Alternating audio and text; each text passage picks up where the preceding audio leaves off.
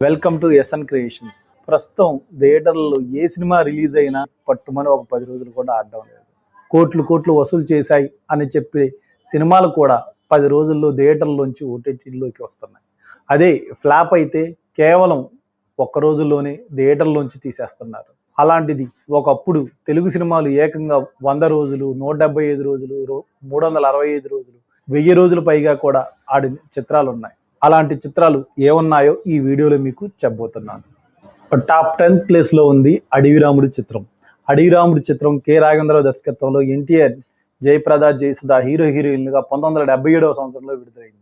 ఈ చిత్రం మల్టిపుల్ సెంటర్లో ఏడాది పాటు ఆడిన మొదటి చిత్రంగా రికార్డుకి ఎక్కింది. అలా అడవిరాముడి చిత్రం 10th ప్లేస్లో నిలిచింది. ఇక 9th ప్లేస్లో వేటగాడు చిత్రం.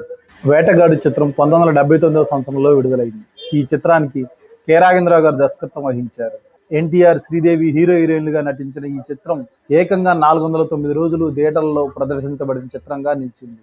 అంతేకాదు 70వ దశకం చివరిలో వచ్చిన అతిపెద్ద కమర్షియల్ హిట్ చిత్రంగా వేటగాడు చిత్రం నిలిచింది. ఇక 8వ ప్లేస్లో ప్రేమసాగరం.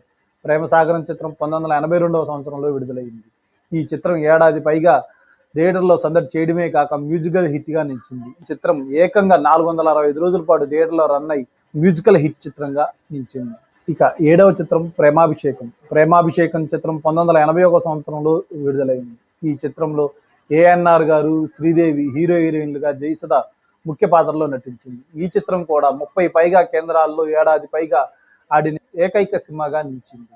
అంతేకాకుండా ఈ చిత్రం ఏకంగా 533 రోజుల పాటు థియేటర్లో ప్రదర్శించబడి 7వ ప్లేస్లో నిలిచింది. ఇక 6వ ప్లేస్లో మరో చరిత్ర. మరో చరిత్ర చిత్రం 1978వ సంవత్సరంలో విడుదలైంది.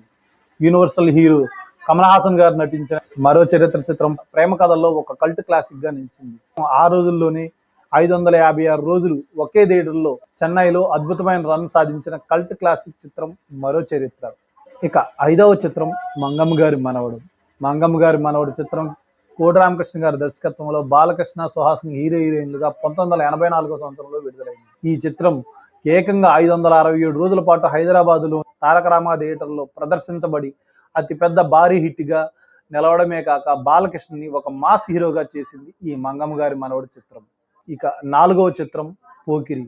పోకిరి చిత్రం 2006వ సంవత్సరంలో విడుదలైంది. పూరి జగన్నాథ్ గారి దర్శకత్వంలో మహేష్ బాబు హీరోగా, ఇలియానా హీరోయిన్గా నటించిన ఈ పోకిరి చిత్రం ఏకంగా కర్నూలులోని ఒక థియేటర్లో 1000 రోజులు పైగా ప్రదర్శించబడి ఇండస్ట్రీ హిట్గా నిలిచింది పోకిరి చిత్రం. ఇక 3వ ప్లేస్లో ఉంది మగధీర.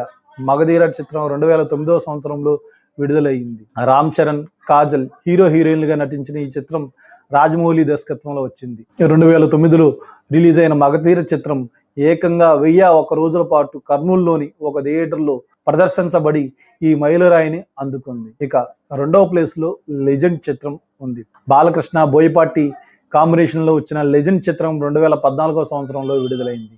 ఈ చిత్రం ప్రొద్దుటూరులోని అర్చనా థియేటర్లో ఏకంగా 1005 రోజుల పాటు ప్రదర్శించబడి ఓ అద్భుతమైన ఘన విజయాన్ని సాధించింది. ఇక మొదటి ప్లేస్లో నిలిచింది లవకుశ చిత్రం.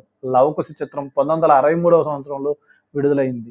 రాముడిగా ఎన్టీఆర్ గారిని, సీతగా అంజలిదేవి గారిని చూడడానికి తెలుగు ప్రేక్షకులు బ్రహ్మరథం పట్టారు. ఏకంగా 1111 రోజుల పాటు థియేటర్లో ప్రదర్శించబడిన మొదటి తెలుగు సినిమాగా నిలిచింది లవకుశ చిత్రం.